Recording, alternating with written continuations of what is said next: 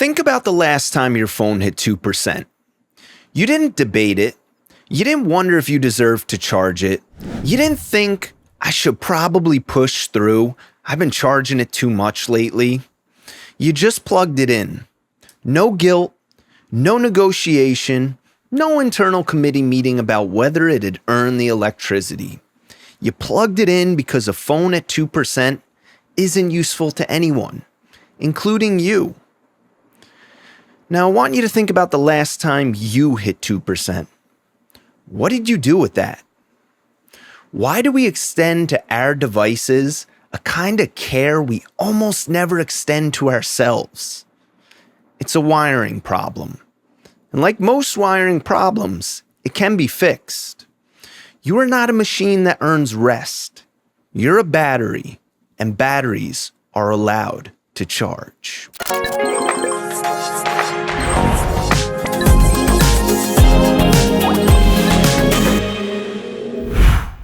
Welcome back to Uplifted Living.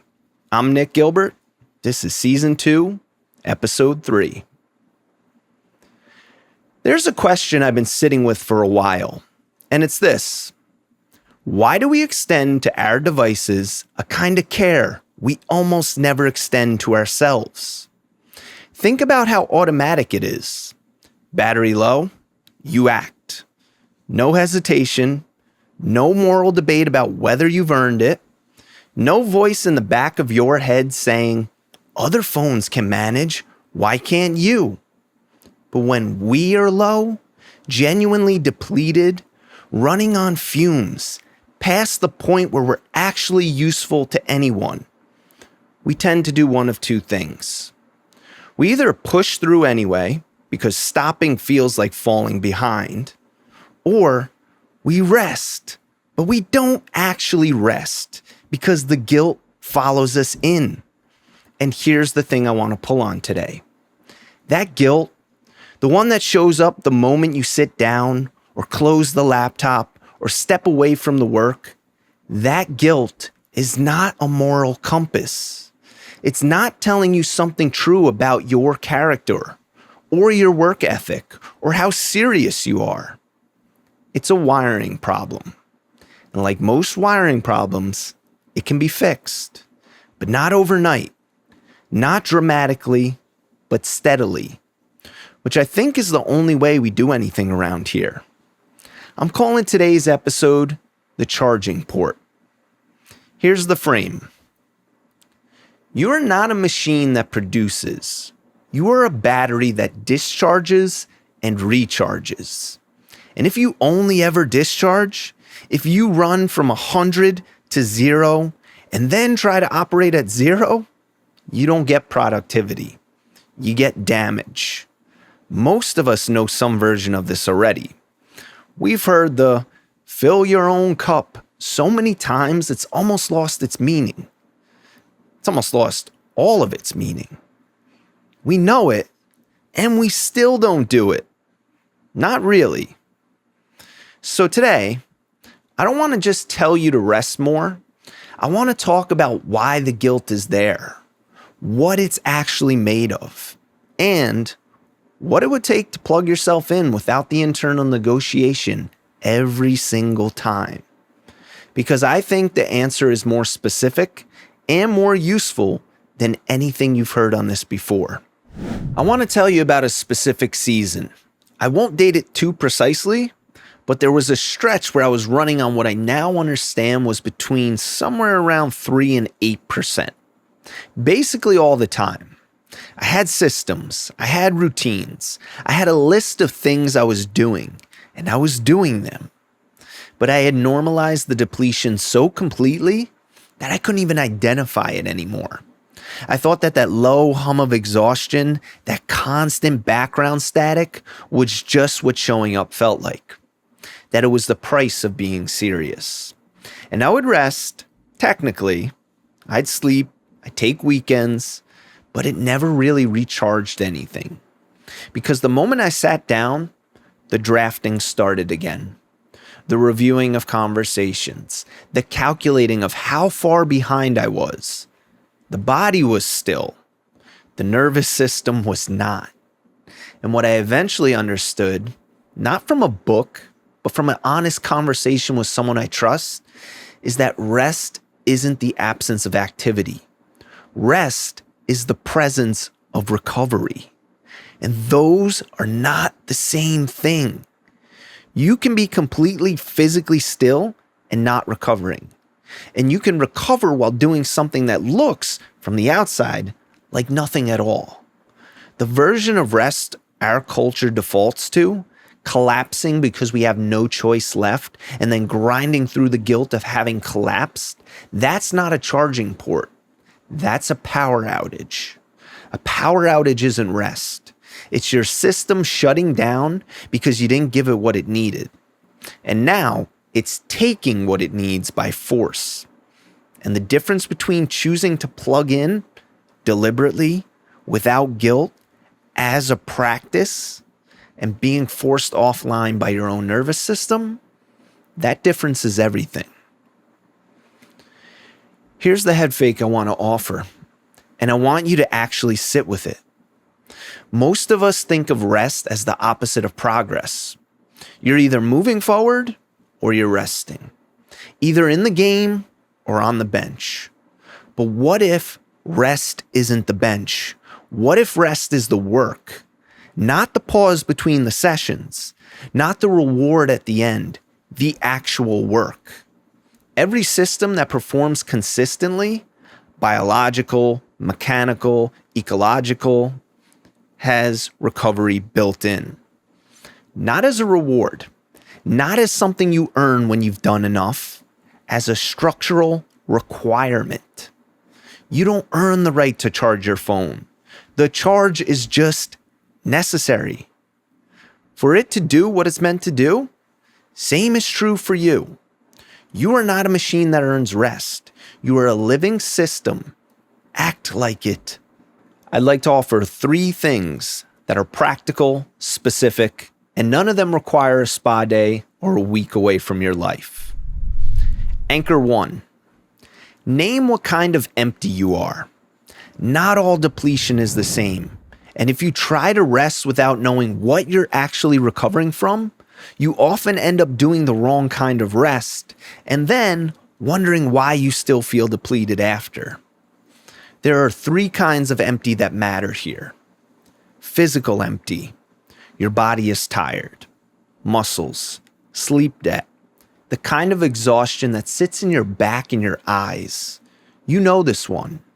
Sleep, stillness, movement counterintuitively. This is the one most people recognize. Number 2 is cognitive empty. Your mind is full. Too many tabs are open. Too many decisions, inputs, half-finished thoughts. The remedy here isn't sleep. It's space. Silence, boredom even, a walk without a podcast, a meal without your phone. Not more input, less. The third is emotional empty. You've been giving something of yourself to people and situations around you, and the account is overdrawn. This is one of the trickiest to name because it doesn't feel like tiredness. It feels like distance, flatness, a quiet irritability you can't fully trace back to anything. Here's the practice. When you notice you're running low, before you decide what rest looks like, just ask, which kind? Not all 3, just the loudest one right now. And then rest at that frequency. Because a phone at 2% doesn't need a new case. It needs the charger that matches its port. The next one is short and practical. Then the third is where I want to spend a little more time. So anchor 2, the charging port practice. Small, deliberately small. Find one 20-minute window in your day, ideally at the same time each day, where you are not producing anything, not consuming content that requires processing, not mid-task, not resting while mentally reviewing your to-do list, just replenishing. What that looks like is entirely personal. A walk, sitting somewhere quiet with something warm, reading something that has nothing to do with growth or output. Whatever genuinely brings your system back online. The specific activity matters less than the commitment that this window exists, that it is yours, that you don't negotiate it away when things get busy, because things will always be busy. And that's exactly when you need the charge the most. And when the guilt shows up, because it will, here's what I want you to say to it. This is maintenance, not indulgence, not laziness, not falling behind. Maintenance. The phone doesn't feel guilty for needing to charge. You don't need to either. Anchor 3. Rest as nervous system input, not reward. This is the deepest anchor, and it connects directly back to everything we've been building this season. We talked last week about the comparison mirror, how it distorts your read on your own progress and how hard it is to navigate by your own instruments when the frame is off.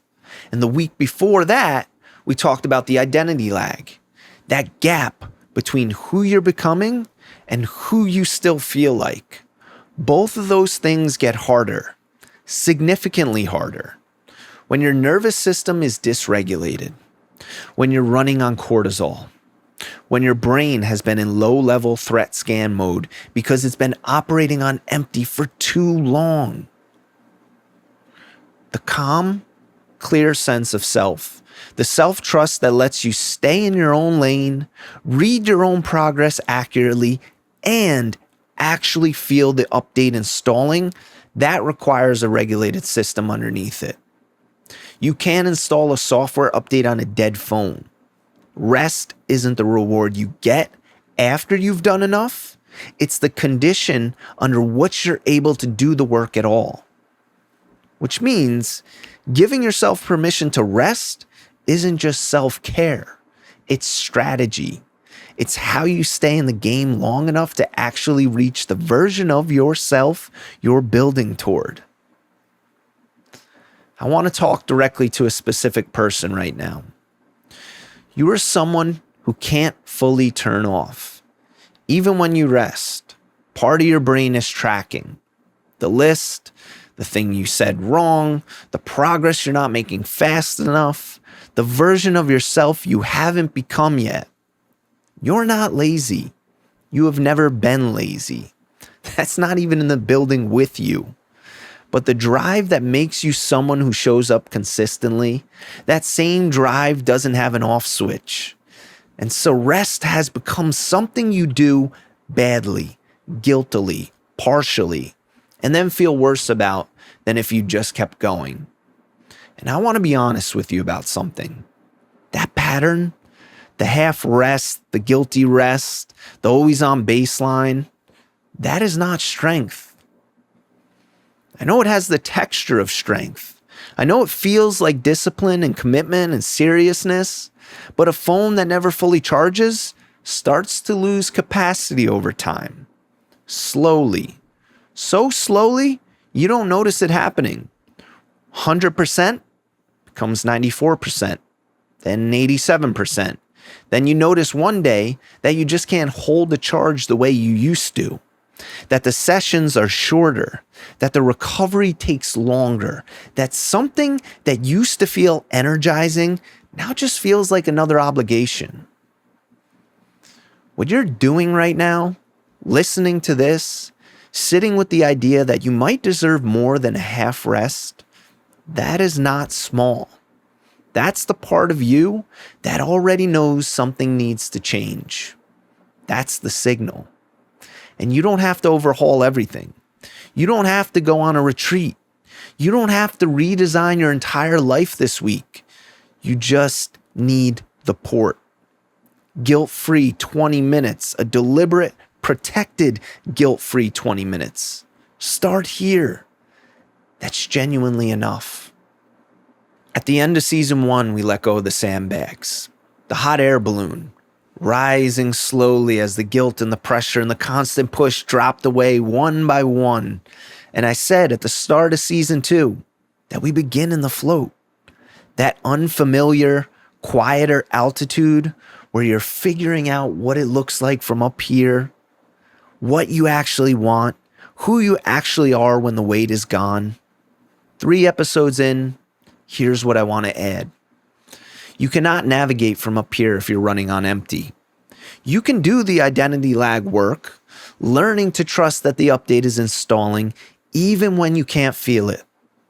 You can put down the comparison mirror, learning to navigate by your own instruments instead of someone else's reflection. But all of that requires a functioning system underneath it, a regulated nervous system, a battery that has something in it. Rest isn't a distraction from the season we're building. It's the infrastructure of it. And I think there's something worth sitting with here. In the bigger frame of what this podcast has always been about, the world tells you that rest is what you earn, that you plug in when you've done enough, that the charge is the reward for the output. But that's exactly backwards. You plug in so that the work can be real, so that the version of yourself you're becoming has a system that can actually hold the new identity when it arrives. You can't install the update on a dead phone. So this week, just one thing. Find the port. Protect the 20 minutes. And when the guilt shows up, and it will, let it sit in the room while you rest anyway. Because a charged phone is more useful than a guilty one. Thank you for being here this week. If today's episode landed for you, share it with someone who needs the reminder, someone who's been giving everything and hasn't plugged in for a while. Follow the show wherever you listen. New episode in 2 weeks. And actually take care of yourself, not in a performative way, actually.